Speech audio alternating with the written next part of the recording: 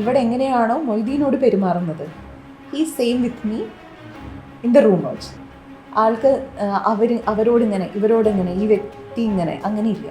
He same with every one every time. ഞാൻ ഇവളുടെ കൂടെ ഇരിക്കുമ്പോൾ കുറച്ചുകൂടെ കുട്ടിയാണ്, ഈ കുട്ടിക്കളി കൂടുതലാണ്, തമാശ കൂടുതലാണ്. സാറ് കംപ്ലീറ്റ്ലി ഇൻ്റലക്ച്വൽ വേൾഡിലും ഞാനൊരു ഇമോഷണൽ വേൾഡിലുള്ള ആളാണ്. അപ്പോൾ അതുകൊണ്ട് ബാലൻസായി പോകുന്നതും ആവാം. ചൈൽഡിഷ് നേച്ചറിലേക്കൊക്കെ വരുന്ന രോഹിണിയുടെ കൂടെ ആയിരിക്കുമ്പോഴായിരിക്കും എന്നെ വളരെയധികം ബാലൻസ് ചെയ്യുന്ന ആളാണ് അവൾ. എന്നെ മാറ്റാൻ ശ്രമിക്കുന്നത് എനിക്കിഷ്ടമല്ല, ഇവളെ മാറ്റാൻ ശ്രമിക്കുന്നതും എനിക്കിഷ്ടമല്ല. ആ ഫ്രീഡത്തിനെ ഞാൻ പറയുന്ന പോലെ 100-101% അതെന്താണെന്നുള്ളതിൻ്റെ എക്സ്പ്ലനേഷൻ എനിക്ക് ലൈഫിൽ എക്സ്പീരിയൻസ് ചെയ്യാൻ പറ്റുന്നുണ്ട്. ഹലോ എവരിവൺ, ഞാൻ മൊയ്തീൻ. ഇന്ന് ഒരു വ്യത്യസ്തമായിട്ടുള്ള എപ്പിസോഡാണ് നിങ്ങളുടെ മുന്നിൽ വരാൻ പോകുന്നത്. ഇന്ന് നമ്മൾ അനിൽകുമാർ പി സിയുടെ വീട്ടിലാണ് ഇരിക്കുന്നത്. പക്ഷെ ഇന്ന് നമ്മളോട് സംസാരിക്കാൻ പോകുന്നത് അനിൽകുമാർ പി സി അല്ല, അദ്ദേഹത്തിൻ്റെ വൈഫാണ്. So welcome both of you. Thank you. ഇന്ന് ഒരു അത്ര സീരിയസ് ഒന്നും അല്ലാതെ ഒരു ഒരു ഒരു എപ്പിസോഡ് ചെയ്യാമെന്ന് വിചാരിച്ചു. ഓക്കെ, നിങ്ങൾ ഇപ്പോൾ പബ്ലിക്കിന് മുന്നിൽ ഒരു ഗുരുസ്ഥാനമുണ്ട്, അല്ലെങ്കിൽ ഒരു ടീച്ചർ, അല്ലെങ്കിൽ പലരും വളരെ റെസ്പെക്റ്റഡ് ചെയ്യുന്ന ഒരു പൊസിഷനിൽ കാണുന്ന ആളാണ്. അപ്പോൾ എനിക്ക് തോന്നി നിങ്ങളുടെ റിലേഷൻഷിപ്സിനെ പറ്റിയിട്ട്, റിലേഷൻഷിപ്പിലോട്ടൊന്ന് കടന്നു കയറിയിട്ട് നിങ്ങളുടെ ആ ഒരു റോ ആയിട്ടുള്ള പേഴ്സണൽ സ്പേസിലോട്ടൊന്ന് കടന്നു കയറാമെന്ന് വിചാരിച്ചു. അപ്പോൾ ക്വസ്റ്റ്യൻ താങ്കളോടല്ല, ഇതിലേക്ക് കടന്ന് കയറരുത് എന്നുള്ളത് നമ്മുടെ മെയിൻ ടീച്ചിങ് ആണെന്നുള്ളത് മറക്കരുത്. പക്ഷെ ഇന്ന് കയറും. പക്ഷെ ഇന്ന് ക്വസ്റ്റ്യൻ ചോദിക്കുന്നത് താങ്കളുടെ പാർട്ട്ണറോടാണ്. രോഹിണി മാം, സ്വാഗതം. അപ്പോൾ ആളെ നമ്മൾ അവിടെ വെച്ചിട്ടുണ്ട്. ആള് പറയുന്നതിന് മുമ്പ് മാമിൻ്റെ ഒന്ന് കുറച്ച് കാര്യങ്ങൾ കിട്ടണമെന്ന് വിചാരിച്ചു. അപ്പോൾ ക്യൂരിയോസിറ്റി എല്ലാവർക്കും ഉണ്ട്, ആളുടെ ചാനൽ കാണുന്ന എല്ലാവർക്കും ഉണ്ടാവും. ഒരു ഇത്ര ഭയങ്കരമായിട്ട് റെസ്പെക്റ്റ് ചെയ്യുന്ന ആളാണ്, അപ്പോൾ ആൾക്കൊരു റിലേഷൻഷിപ്പ് ഉണ്ട്, ആൾക്കൊരു വൈഫുണ്ട്. അപ്പോൾ അവർക്കൊരു ക്യൂരിയോസിറ്റി ഉണ്ടാവും, how to what it is to be like a partner of Anilkumar P C എന്ന്. അപ്പോൾ അങ്ങനെ പറയാമെന്ന് വെച്ചാൽ അതിനെന്തായിരിക്കും ഇത്രയും പറയുന്നുണ്ടാവുക? What it is to be like a partner. സാറുടെ വീഡിയോസും അതുപോലെ പ്രോഗ്രാംസ് ഒക്കെ ഫോളോ ചെയ്യുന്നവർക്ക് അറിയാൻ പറ്റും, സാർക്ക് ഏറ്റവും ഇഷ്ടപ്പെട്ട ഒരു ടൈറ്റിലാണ് പച്ച മനുഷ്യൻ.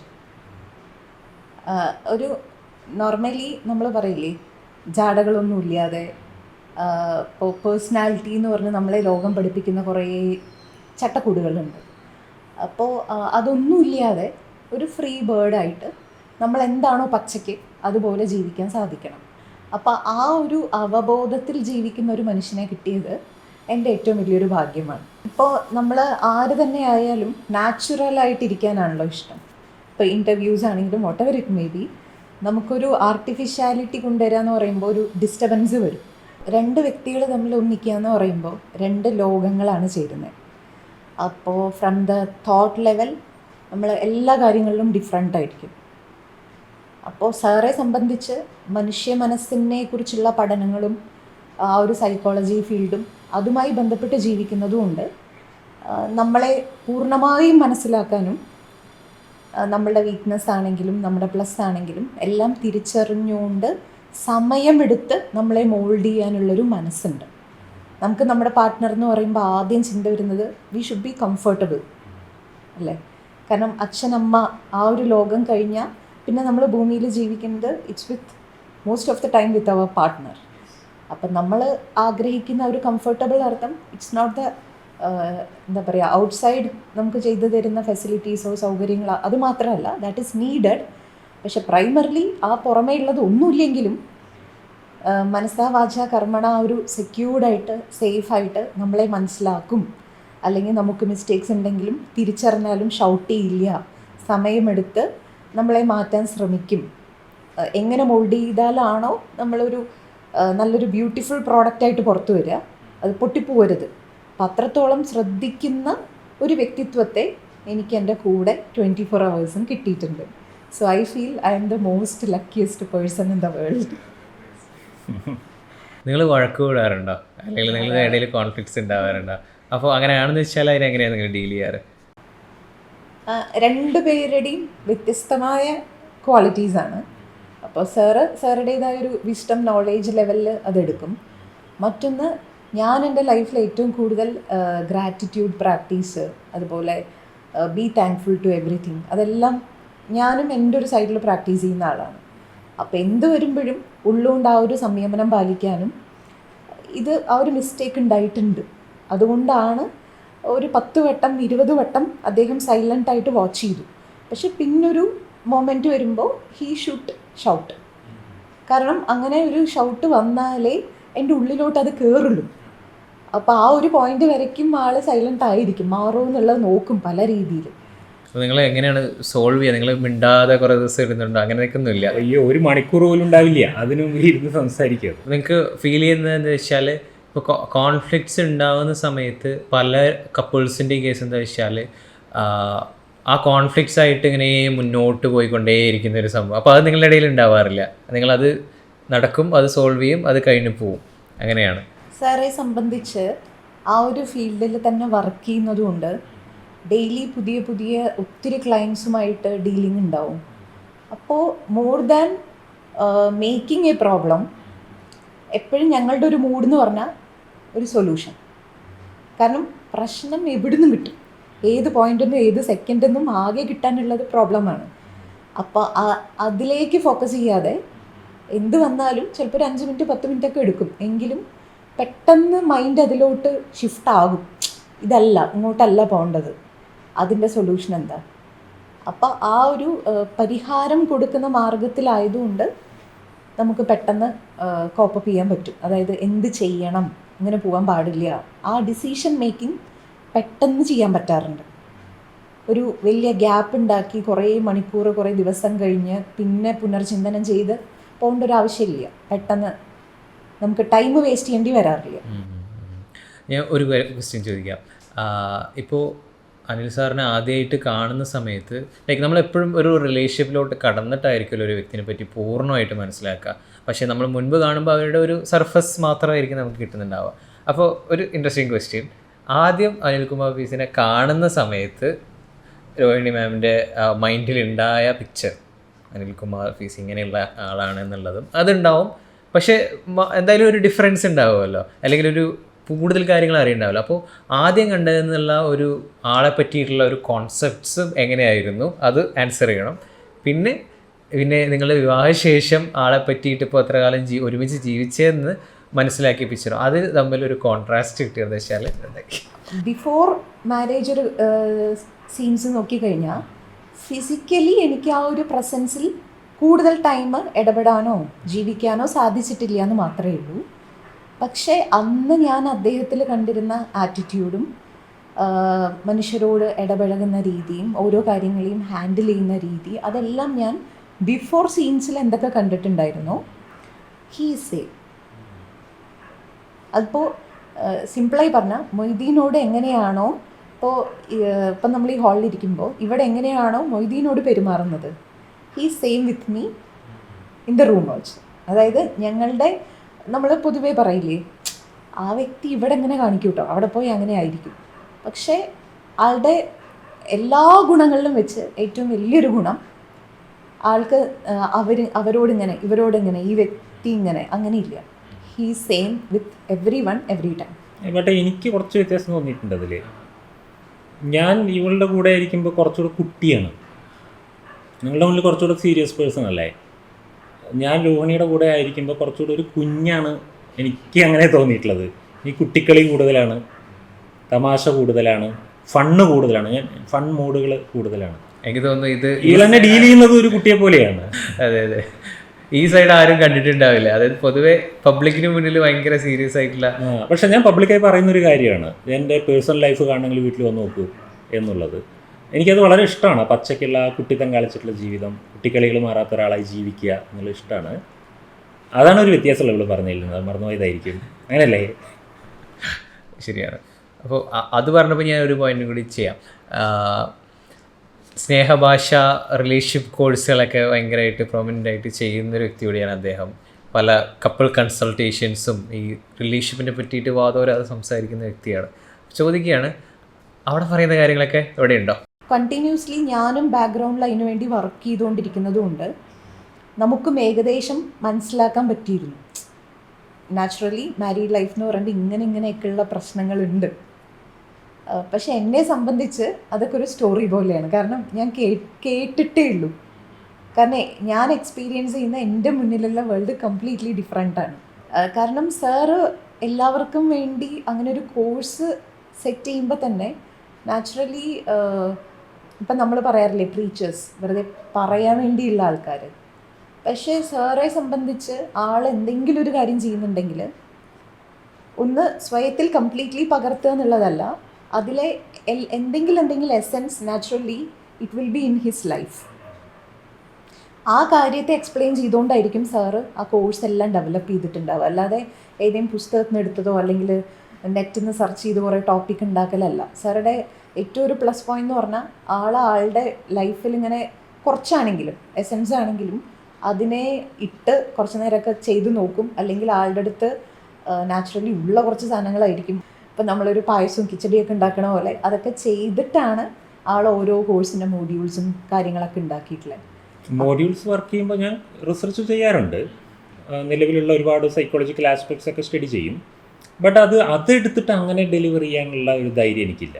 അത് നമ്മൾ ഒന്ന് ഇംപ്ലിമെൻറ്റ് ചെയ്ത് നോക്കാതെ എന്തെങ്കിലും ഒരു സാധനം പഠിപ്പിക്കുമ്പോൾ ഞാനതിൽ അജ്ഞനായിരിക്കുമല്ലോ. അതുകൊണ്ട് നമ്മൾ പ്രാക്ടീസ് ചെയ്ത് നോക്കും. നമ്മൾ കോഴ്സുകൾ പലതും ഡെവലപ്പ് ചെയ്തപ്പോൾ ഓർമ്മയുണ്ടോ, നമുക്കിത് 2 മാസം പ്രാക്ടീസ് ചെയ്ത് നോക്കുക, എന്നിട്ട് വേണം എനിക്കിത് പറയാൻ എന്നൊക്കെ ഞാൻ പറയാറുണ്ട് എപ്പോഴും. ആ ഒരു കോഴ്സിനെ പറ്റി പറഞ്ഞപ്പോൾ സ്നേഹഭാഷ എന്നാണല്ലോ. എങ്ങനെയാണ് അനിൽ സാറിൻ്റെ സ്നേഹഭാഷ?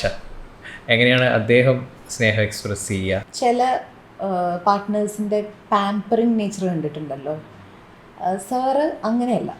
വേറെ ഏതെങ്കിലും കാര്യങ്ങളിൽ ഞാൻ ബിസിയായി പോവുക, അങ്ങനത്തെ എന്തെങ്കിലുമൊക്കെ സിറ്റുവേഷൻ വരുമ്പോൾ we need A helping hand. അപ്പോൾ കൂടെയുള്ള ആൾ അറിഞ്ഞുകൊണ്ട് ആ സമയത്ത് ആ ഒരു കംപ്ലീറ്റ് കോപ്പറേഷനൊക്കെ നമുക്ക് തരുന്ന സമയത്ത് ആ ഭാരം നമുക്ക് കുറയും. അപ്പോൾ നാച്ചുറലി സാറുടെ ആ ഒരു എന്താ പറയുക സർവീസ് മൈൻഡഡ് ലവ് ലാംഗ്വേജ് ആണ് കൂടുതലും. സർവീസ് ആ ഒരു സംഭവം ഫീൽ ചെയ്തിട്ടുണ്ട്. അപ്പോൾ അതിനോടൊപ്പം ചോദിക്കാനുള്ളത്, ഇപ്പോൾ ക്വാളിറ്റി ടൈം എന്ന് പറയുന്നത് അതിലൊരു സംഭവമാണ്. അപ്പോൾ അത്രയും തിരക്കുകളുള്ള മനുഷ്യനാണ്, ഒരുപാട് സെഷൻസും ഒരുപാട് കണ്ടൻറ്റ് കാര്യങ്ങളൊക്കെ ആയിട്ട്. അപ്പോൾ നിങ്ങൾക്ക് ഈ ഒരു സ്പേസ് ക്വാളിറ്റി ടൈം സ്പെൻഡ് ചെയ്യാൻ ടൈം കിട്ടാറുണ്ടോ? നിങ്ങൾ എങ്ങനെയാണ് സ്പെൻഡ് ചെയ്യുക എന്നുള്ളതിനെ പറ്റിയിട്ട് പറയാമോ?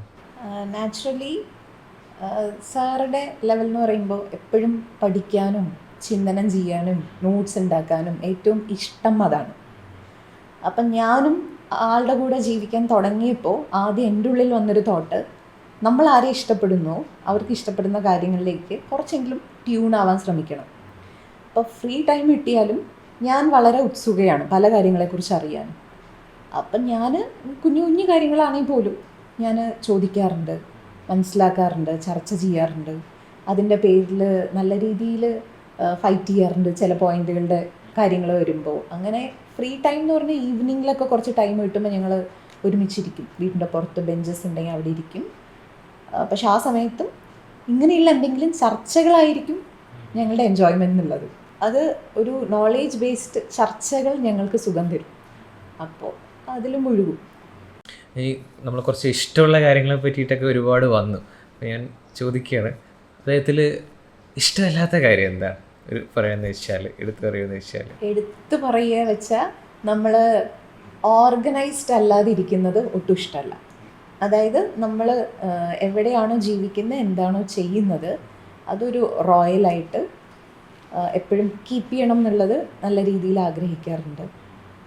എനിക്ക് തോന്നുന്നു ഞാൻ ഏറ്റവും കൂടുതൽ കുറച്ച് സ്ട്രോങ് ആയിട്ട് സംസാരിച്ചിട്ടുണ്ടാവുക എന്തെങ്കിലും ഡിസോർഗനൈസ്ഡ് ആയിട്ടുള്ള കാര്യങ്ങൾ റെഗുലർ പാറ്റേണിൽ കാണുമ്പോഴായിരിക്കും. രോഹിണി മാം കുറച്ച് അങ്ങനത്തെ ടൈപ്പ് അല്ല. അപ്പോൾ നിങ്ങൾ തമ്മിൽ പറയാന്ന് വെച്ചാൽ പല കപ്പിൾസിൻ്റെ കാര്യം ചിലപ്പോൾ അവർ തമ്മിലുള്ള അവർ തമ്മിൽ ചിലപ്പോൾ ലൈക്ക് അട്രാക്ട്സ് ലൈക്ക് എന്നൊക്കെ പറയുമല്ലോ. എനിക്ക് പലപ്പോഴും തോന്നിയുള്ളത് വെച്ചാൽ നിങ്ങൾ കംപ്ലീറ്റ്ലി വേറെ ധ്രുവങ്ങളിലുള്ള ആൾക്കാരെ പോലെ എനിക്ക് ഫീൽ ചെയ്യാറുണ്ട്. അതിനെപ്പറ്റി ഒന്ന് പറയാമോ? എങ്ങനെയാണ് നിങ്ങൾ തമ്മിലുള്ള ഡിഫറൻസസ് എങ്ങനെയാണ്? അതായത് as A person you attract എന്ന് പറഞ്ഞ പോലെ കുറേ പേര് അത് പറഞ്ഞിട്ടുണ്ട്. കാരണം സാറ് കംപ്ലീറ്റ്ലി ഇൻ്റലക്ച്വൽ വേൾഡിലും ഞാനൊരു ഇമോഷണൽ വേൾഡിലുള്ള ആളാണ്. അപ്പോൾ അതുകൊണ്ട് ബാലൻസായി പോകുന്നതും ആവാം. സാറ് കംപ്ലീറ്റ്ലി അതിൽ പോയി മുഴുകിയാലും ലൈഫ് ഒരു ബാലൻസ് വേണമല്ലോ. എനിക്ക് നല്ല ബാലൻസിങ് കേട്ടോ രോഹിണി. ഞാൻ ആ ഇൻ്റലക്ച്വൽ ലെവലൊക്കെ ഒന്ന് വിട്ട് കുറച്ച് വളരെ ഒരു ഇമോഷണൽ അല്ലെങ്കിൽ ഒരു ചൈൽഡിഷ് നേച്ചറിലേക്കൊക്കെ വരുന്ന രോഹിണിയുടെ കൂടെ ആയിരിക്കുമ്പോഴായിരിക്കും എന്നെ വളരെയധികം ബാലൻസ് ചെയ്യുന്ന ആളാണ് ആൾ. അല്ലെങ്കിൽ ഞാൻ കംപ്ലീറ്റ് ഒരു ഇൻ്റലക്ച്വലായി പോയി അങ്ങനെ ഒരു ഉണക്ക മനുഷ്യനായി പോവുക. അതില്ലായിരുന്നെങ്കിൽ, ആ ബാലൻസ് ഇല്ലായിരുന്നെങ്കിൽ. അതൊരു ഞാൻ ഇടയ്ക്ക് കേട്ടിട്ടുണ്ട് സിസ്റ്റർ പറയുന്നത് തന്നെ. ഇപ്പോൾ നമുക്ക് അങ്ങനെ എടുത്തു നോക്കാം. അതായത് രോഹിണി മാം ഇല്ലാത്ത ഒരു ലൈഫ്, ഇപ്പോൾ മിക്കവാറും താങ്കളുടെ ഒരു റൂട്ട് എടുക്കുക എന്ന് വെച്ചാൽ ഒരു വേറെ ഒരു ഒറ്റയായിട്ടുള്ളൊരു രീതിയിൽ പോയിട്ടുണ്ടാവും. അപ്പോൾ അങ്ങനെയാണെന്ന് വെച്ചാൽ ഹൗ ദാറ്റ് ലുക്സ് ലൈക്ക് അങ്ങനെയാണെന്ന് വെച്ചാൽ, ഇപ്പോൾ ഈ ഒരു വിവാഹം ഇല്ലായിരുന്നു, വിവാഹം എന്നൊരു തീരുമാനത്തിനെ പറ്റിയിട്ട് തന്നെ എടുത്തത് പല ഇതെന്നാണ് എനിക്കറിയാം. പക്ഷേ അങ്ങനെ ഈ ഒരു സംഭവം ഇല്ലയെന്ന് വെച്ചാൽ, ഈ ഒരു രോഹിണി മാം ആയിട്ടുള്ള ആ ഒരു വിവാഹം ഇല്ലയെന്ന് വെച്ചാൽ അവരുടെ ലൈഫ് എങ്ങനെയായിരുന്നു? രോഹിണി എന്നോട് ചോദിച്ചിട്ടുള്ള ചോദ്യമാണ്, ഞങ്ങൾ വിവാഹം കഴിക്കാൻ പ്ലാൻ ഇട്ട സമയത്ത് അഥവാ നമ്മൾ വിവാഹം കഴിച്ചില്ലെങ്കിൽ നിങ്ങൾ എന്താ ചെയ്യാൻ പോകുന്നതെന്ന്. എന്താ ഞാൻ പറഞ്ഞേ? ഞാൻ ആള് നാച്ചുറലി യൂണിവേഴ്സിനെ എക്സ്പ്ലോർ ചെയ്യാനും അതിനെ ഇഷ്ടപ്പെടുന്ന ആളായതുകൊണ്ട് ഞാൻ എവിടെ കിട്ടുമോ കിടക്കും, ഏത് ആലിൻ്റെ ചോട് കിട്ടുമോ അവിടെ കിടന്നുറങ്ങും, ഏത് നദി കാണോ അവിടെ പോയി കുളിക്കും, അങ്ങനെ ഞാൻ ജീവിക്കും ലോകത്തിൽ. അതുതന്നെ ആയിരിക്കും എൻ്റെ ലൈഫ്. I love it. അപ്പോൾ ഇങ്ങനൊരു ലൈഫിലോട്ട് മാറി വിവാഹ ജീവിതം തിരഞ്ഞെടുത്തു, രണ്ടുപേരുടെ ചോയ്സിൽ തന്നെയാണ് തിരഞ്ഞെടുത്തത്.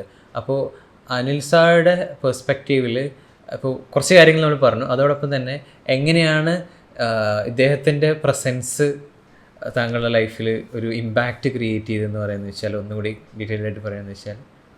ഒന്ന് ഇതാണ്, ഞാൻ ഇങ്ങനെ വളരെ സീരിയസ് ആയി പോയിക്കൊണ്ടിരിക്കുന്ന ഒരു സമയത്ത് ഇവിടെ എൻ്റെ അടുത്തേക്ക് വന്നിട്ട് എന്തെങ്കിലും ഒരു കാര്യം എന്നോട് സംസാരിക്കുമ്പോഴേക്കും അത് എൻ്റെ ആ ഒരു വേൾഡിലുള്ള കാര്യമായിരിക്കില്ല ചിലപ്പോൾ.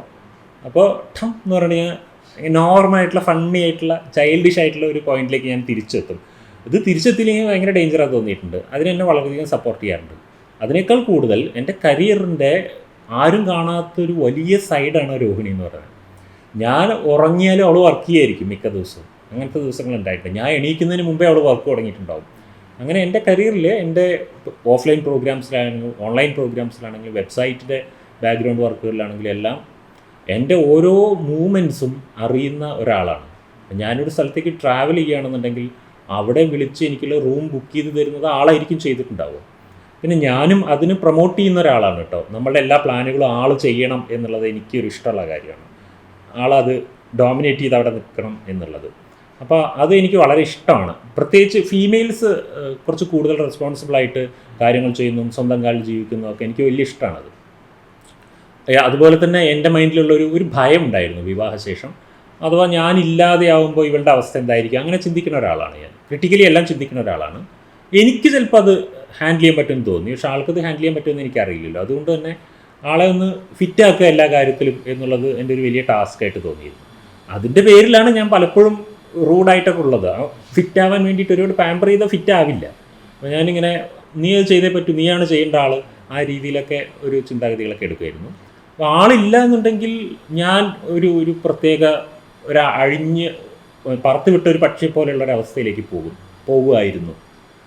എൻ്റെ ഒരു കൺട്രോളിങ് സ്വിച്ച് ശരിക്കും ആളുടെ കയ്യിലാണ്. അങ്ങനെ ഒരു സാധാരണ പച്ച മനുഷ്യനെ വീണ്ടും ആക്കണം അതിനെ, അത് ആളുടെ കയ്യിലുള്ള പോലെ ആ ഒരു ഗ്രൗണ്ടിങ്ങും ബാലൻസിങ്ങും തരുന്ന ഒരു പാർട്ടാണ് എന്നുള്ളത്. ഓക്കെ, അപ്പോൾ എനിക്ക് കുറച്ചുകൂടി ക്യൂരിയോസിറ്റി ഉള്ള എന്താ വെച്ചാൽ നിങ്ങളുടെ മാരേജ്, നിങ്ങളുടെ ഒരു പാർട്ട്ണർഷിപ്പ് എന്ന് പറയുമ്പോൾ ഞാൻ കണ്ട പേഴ്സണലി മറ്റ് കപ്പിൾസിൽ നിന്ന് കുറച്ചുകൂടി ഡിഫറെൻ്റ് ആയിട്ട്, അല്ലെങ്കിൽ ഒരു രണ്ടുപേരുടെയും വ്യത്യസ്ത ക്യാരക്ടറുകൾ കൊണ്ട് തന്നെ കുറച്ചൊരു യുണീക്ക് മാരേജ് കൂടിയാണ്. അപ്പോൾ എനിക്കറിയേണ്ടത്, നിങ്ങളിപ്പോൾ മറ്റുള്ള ഇത് കണ്ടുകൊണ്ടിരിക്കുന്ന കപ്പിൾസിനാണെങ്കിൽ പോലും നിങ്ങളുടെ മാരേജിന് എന്തെങ്കിലും റൂൾസ് അല്ലെങ്കിൽ ഒരു ചില പ്രിൻസിപ്പിൾസ്, നിങ്ങൾ കീപ്പ് ചെയ്യുന്ന പ്രിൻസിപ്പിൾസ് അങ്ങനെ എന്തെങ്കിലും ഉണ്ടോ? എനിക്കൊറ്റ പ്രിൻസിപ്പിളുകളെയും പറയട്ടെ, അങ്ങോട്ടും ഇങ്ങോട്ടും മാറ്റാൻ ശ്രമിക്കാതിരിക്കുക. അവരെന്താണോ അത് അക്സെപ്റ്റ് ചെയ്യുക, കുറച്ച് റിക്വസ്റ്റ് ചെയ്യുക മാറ്റങ്ങൾക്ക് വേണ്ടി. പക്ഷേ നീ ഇങ്ങനെ മാറണം അങ്ങനെ മാറണം എന്ന് പറഞ്ഞ് എന്നെ മാറ്റാൻ ശ്രമിക്കുന്നത് എനിക്കിഷ്ടമല്ല, ഇവളെ മാറ്റാൻ ശ്രമിക്കുന്നതും എനിക്കിഷ്ടമല്ല. അത്രയേ ഉള്ളൂ എൻ്റെ റൂള്, ഈ രോഹിണിയുടെ റൂള്. പിന്നെ നമ്മൾ ലൈഫിൽ എപ്പോഴും ഏറ്റവും ആഗ്രഹിക്കുന്ന കാര്യമാണ് ഫ്രീഡം.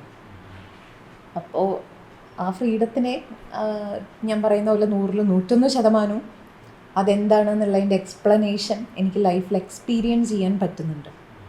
അപ്പം ഞാനും ഒരു റൂള് പോലെ കാണുന്നത്, ആൾക്കും ഇപ്പോൾ ഈവൻ പ്രൊഫഷൻ ആണെങ്കിൽ പോലും ഒത്തിരി പേരായിട്ട് ഡീൽ ചെയ്യേണ്ടി വരും പേഴ്സണലി.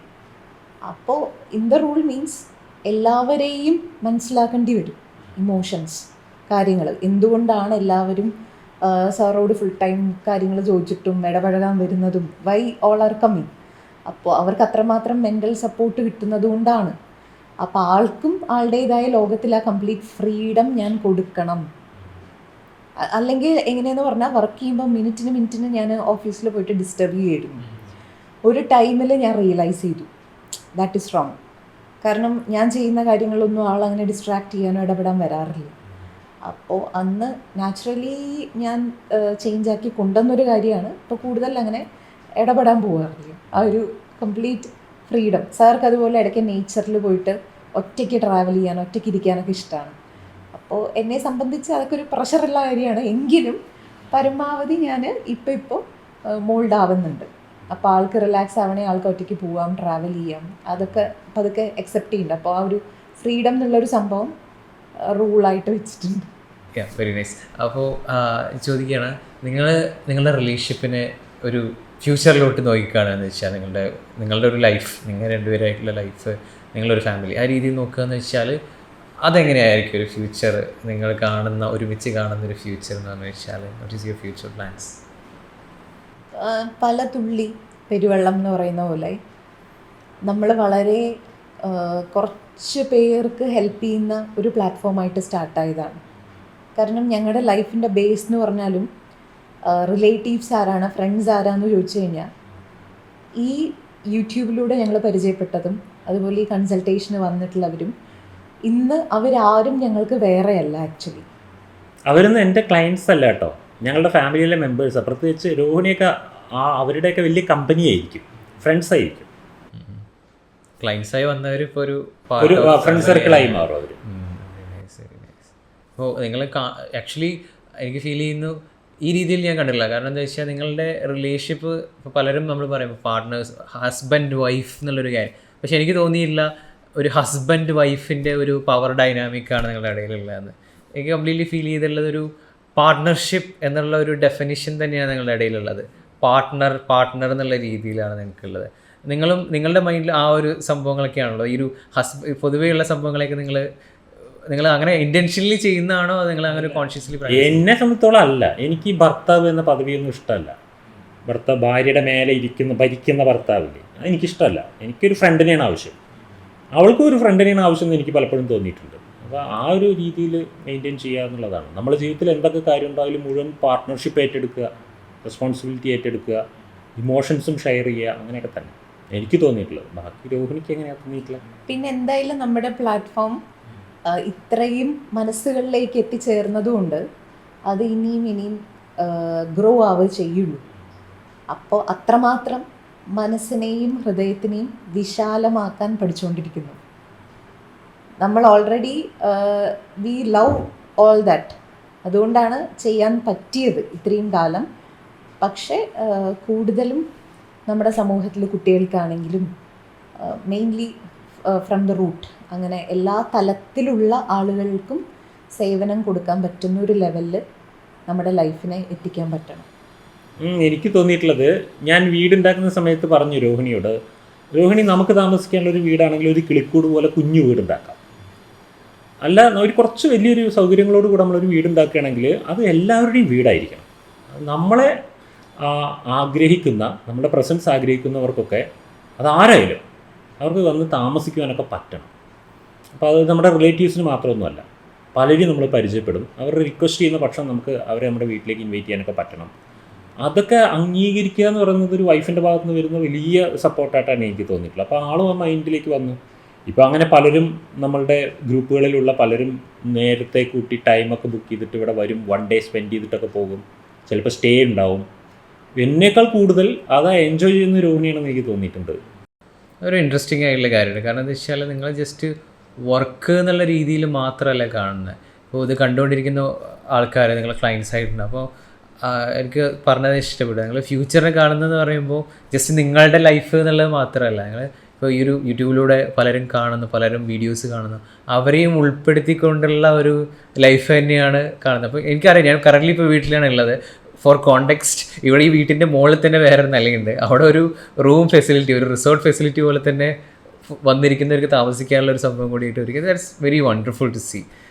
ലാസ്റ്റായിട്ട് പറയുന്നത് വെച്ചാൽ, ഇപ്പോൾ ഇത് കണ്ടുകൊണ്ടിരിക്കുന്ന ആൾക്കാർക്ക്, മെയിൻലി ഞാൻ ഓറിയൻറ്റ് ചെയ്യുന്ന കപ്പിൾസിനാണെന്ന് വയ്ക്കുക, ഓക്കെ, അവരോട് ഒരു ലാസ്റ്റ് ഒരു 1 വേർഡിൽ അല്ലെങ്കിൽ 1 ടിപ്പ് എന്നുള്ള രീതിയിൽ പറയാമെന്ന് വെച്ചാൽ അവരോട് പറയാനുള്ള ഒരു ഒറ്റ കാര്യം എന്നുള്ള രീതിയിൽ നിങ്ങളുടെ ഈ ഒരു പാർട്ട്ണർഷിപ്പ് എനർജി എന്ന് തന്നെ പറയുന്നത് വെച്ചാൽ എന്തായിരിക്കും അവരോട് പറയാനുള്ളത്?